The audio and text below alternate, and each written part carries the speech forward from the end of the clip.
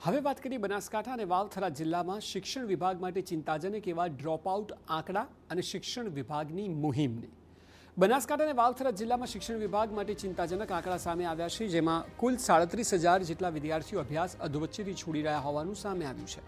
જિલ્લામાં ધોરણ 1 થી 12 સુધીના અંદાજે 37,000 વિદ્યાર્થીઓએ વિવિધ કારણોસર ડ્રોપ લીધો હોવાનું સામે આવ્યું, જેમાં ખાસ કરીને ધોરણ 9 થી 12ના વિદ્યાર્થીઓમાં ડ્રોપઆઉટનું પ્રમાણ વધ્યું છે.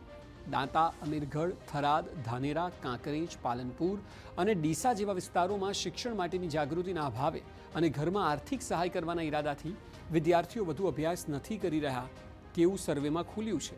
સાથે દીકરીઓને તેમના માતા પિતા સામાજિક કારણોસર અભ્યાસ છોડાવી દેતા હોવાનું પણ સામે આવ્યું છે.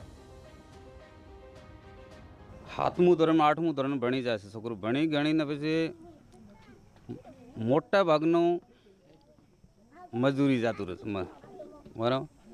એ કારણસર થોડી 25 રૂપિયા આવતા રહેશે ને વાલીને ખુશ થઈ જાય છે. એ કારણસર છોકરું ભણવા જતું નથી. ક્યાંક સંયોગ એવો મળી જાય તો બાળક એમ કે એવી કુટેવ પ્રવૃત્તિમાં રોકાઈ જાય છે તો નથી ભણી શકતું. પણ અમારા પ્રયાસો એવા છે કે 100% બાળકો ભણે અને 18 વર્ષ સુધીના કોઈપણ બાળક શિક્ષણથી વંચિત ન રહે એવા અમારા પ્રયાસો કાયમ માટે રહેશે.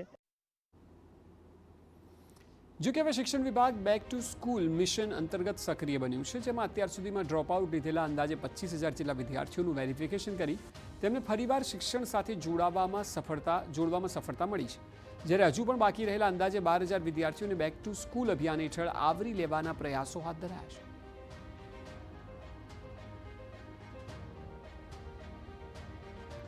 સામાન્ય રીતે શિક્ષણનો કુટુંબમાં અભાવ હોય, સામાજિક કારણ હોય, આવા કારણોસર માધ્યમિક અને ઉચ્ચતર માધ્યમિકમાં બાળકોને સ્કૂલની અંદર મોકલવાના મુશ્કેલી આવે છે.